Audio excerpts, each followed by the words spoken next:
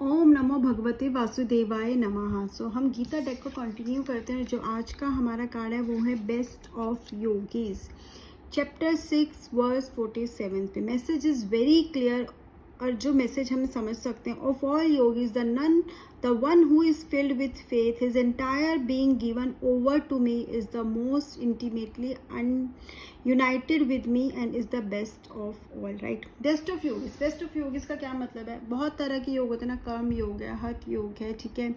फिर यहाँ पे we have different yogis as bhakti yoga है। तो सबसे बड़ा योगी कौन है? कहीं ना कहीं कृष्ण जी बोलते हैं सबसे बड़ा योग जो है, सबसे जो उनका प्यारा है वो है भक्ति योगी है, ठीक है।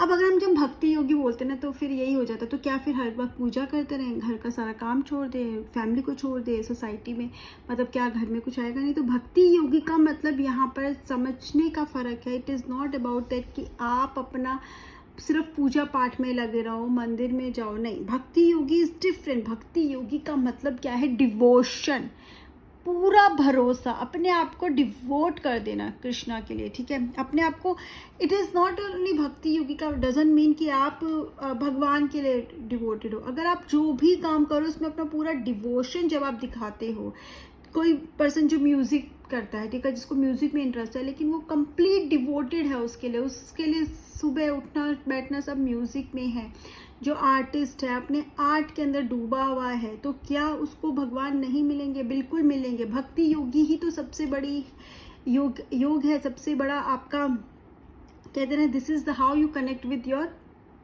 Divine power.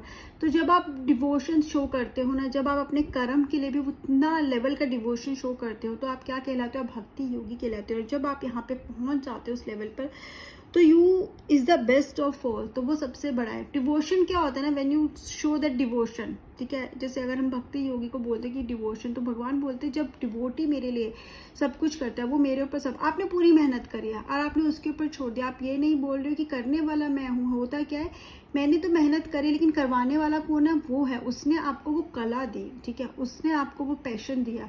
तो जब आप वो डिवोशन शो करते ना उसके लिए, तो वो क्या करते हैं? भगवान खुद गुलाम बन जाता है, किसका? भक्त का, ठीक है।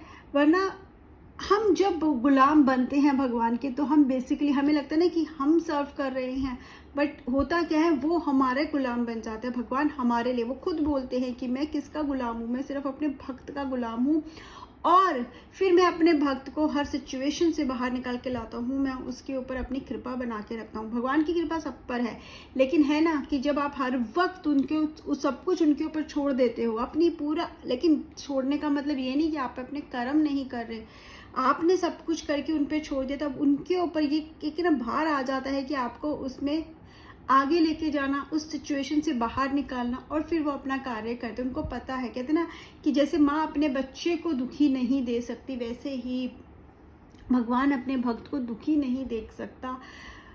पनिश कर सकता है, ठीक है, टेस्ट ले सकता है, रिवॉर्ड देता है, बट क्या करेगा? उसको कहते ना बीच रास्ते में नहीं छोड़ के जाएगा।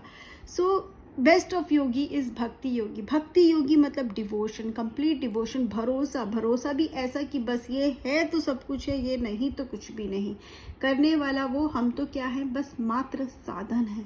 जब ऐसी सोच आ जाती है ना, तो कोई आपको आगे बढ़ने से रोक ही नहीं सकता। जय श्री कृष्णा।